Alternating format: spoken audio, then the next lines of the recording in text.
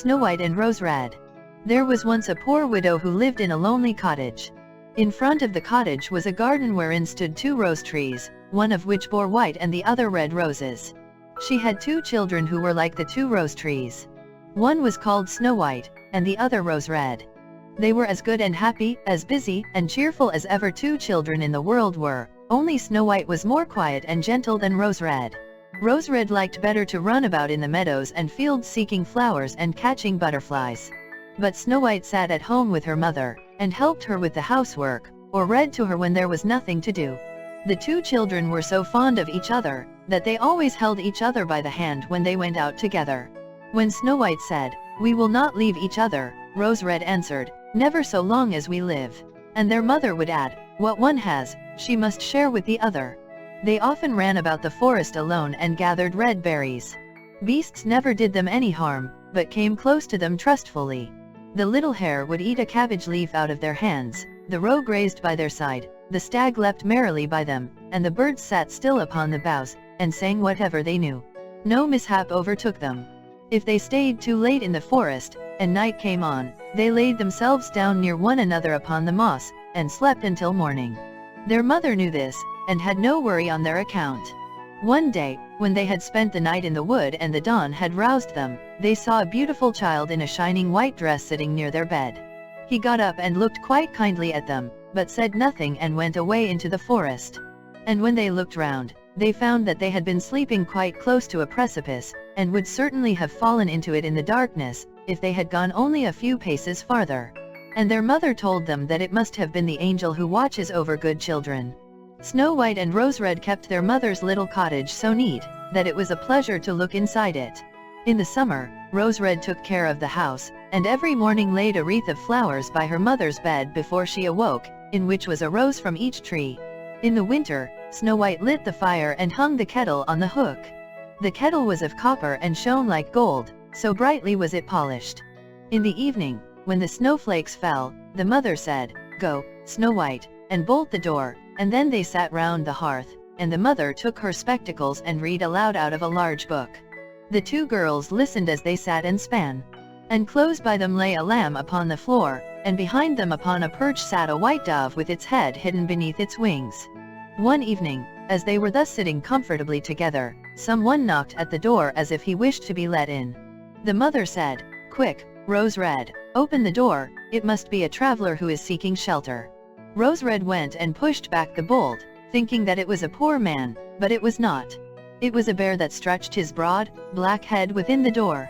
Rose Red screamed and sprang back, the lamb bleated, the dove fluttered, and Snow White hid herself behind her mother's bed. But the bear began to speak and said, "Do not be afraid. I will do you no harm. I am half frozen, and only want to warm myself a little beside you." "Poor bear," said the mother, "lie down by the fire. Only take care that you do not burn your coat." Then she cried, "Snow White, Rose Red, come out, the bear will do you no harm, he means well." So they both came out, and by the lamb and dove came nearer, and were not afraid of him. The bear said, "Here, children, knock the snow out of my coat a little," so they brought the broom and swept the bear's hide clean. And he stretched himself by the fire and growled contentedly and comfortably. It was not long before they grew quite at home, and played tricks with their clumsy guest. They tugged at his hair with their hands, put their feet upon his back and rolled him about, or they took a hazel switch and beat him, and, when he growled, they laughed. But the bear took it all in good part, only when they were too rough he called out, "Leave me alive, children. Snowy White, Rosy Red, will you beat your lover dead?" When it was bedtime, and the others went to sleep, the mother said to the bear, "You may lie there by the hearth, and then you will be safe from the cold and the bad weather." As soon as day dawned the 2 children let him out, and he trotted across the snow into the forest. Henceforth the bear came every evening at the same time, laid himself down by the hearth, and let the children amuse themselves with him as much as they liked. They got so used to him, that the doors were never fastened until their black friend had arrived. When spring was come and all outside was green, the bear said one morning to Snow White, "Now I must go away, and cannot come back for the whole summer." "Where are you going, then, dear bear?" asked Snow White. "I must go into the forest and guard my treasures from the wicked dwarfs." In the winter, when the earth is frozen hard, they are obliged to stay below and cannot work their way through. But now, when the sun has thawed and warmed the earth, they break through it, and come out to pry and steal. And what once gets into their hands and in their caves, does not easily see daylight again. Snow White was very sorry for his going away. And as she unbolted the door for him, and the bear was hurrying out, he caught against the bolt and a piece of his hairy coat was torn off. It seemed to Snow White as if she saw gold shining through it, but she was not sure about it. The bear ran away quickly, and was soon out of sight behind the trees. A short time afterward, the mother sent her children into the forest to get firewood. There they found a big tree which lay felled on the ground, and close by the trunk something was jumping backward and forward in the grass. But they could not make out what it was. When they came nearer they saw a dwarf with an old withered face and a snow-white beard a yard long. The end of the beard was caught in a crevice of the tree, and the little fellow was jumping backward and forward like a dog tied to a rope, and did not know what to do.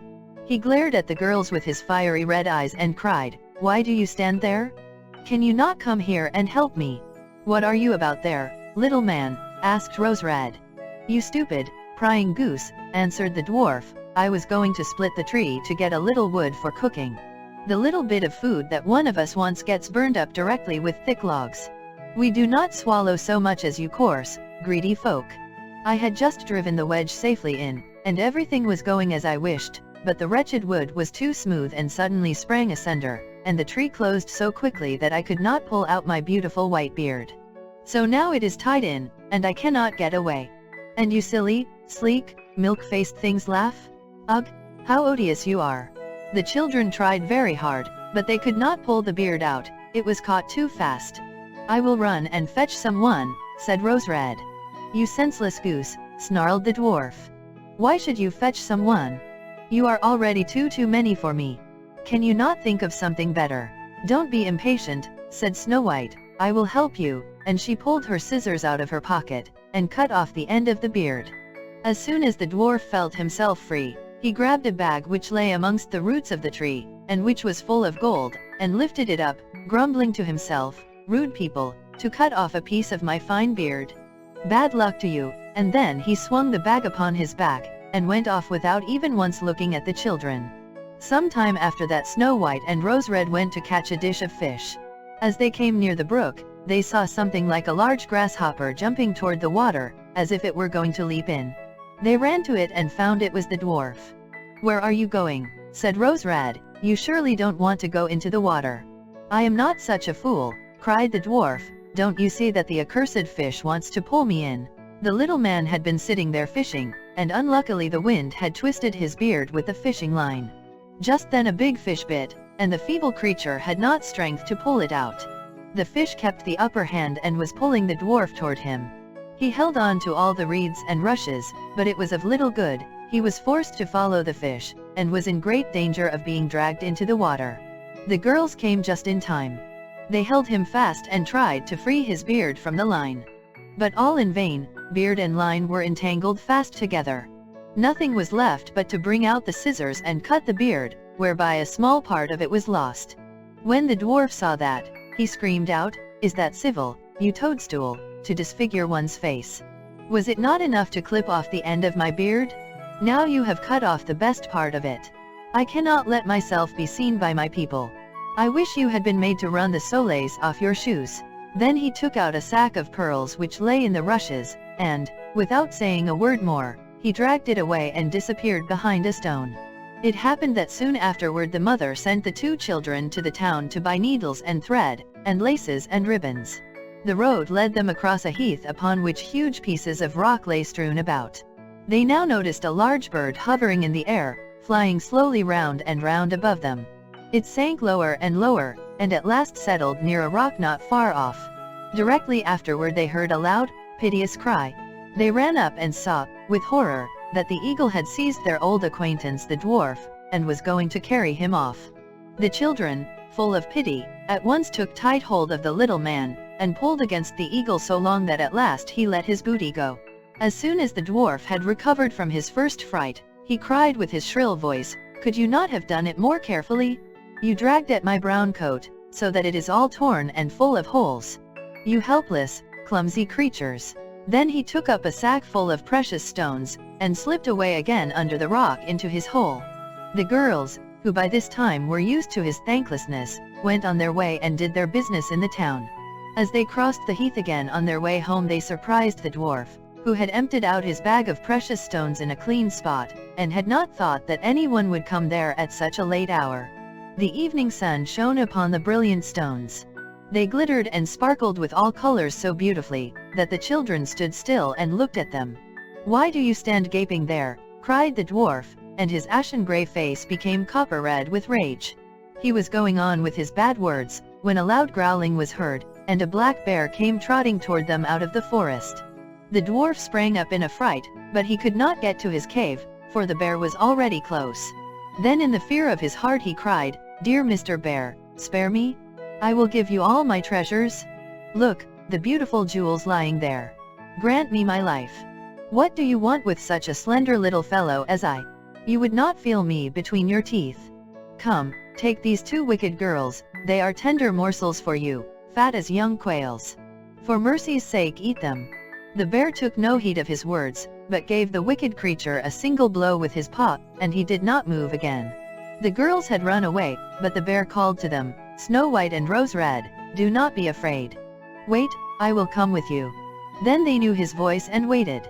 And when he came up to them, suddenly his bearskin fell off, and he stood there a handsome man, clothed all in gold. "I am a king's son," he said, "and I was bewitched by that wicked dwarf, who had stolen my treasures. I have had to run about the forest as a savage bear until I was freed by his death. Now he has got his well-deserved punishment." Snow White was married to him, and Rose Red to his brother. They divided between them the great treasure which the dwarf had gathered together in his cave. The old mother lived peacefully and happily with her children for many years. She took the 2 rose trees with her, and they stood before her window, and every year bore the most beautiful roses, white and red.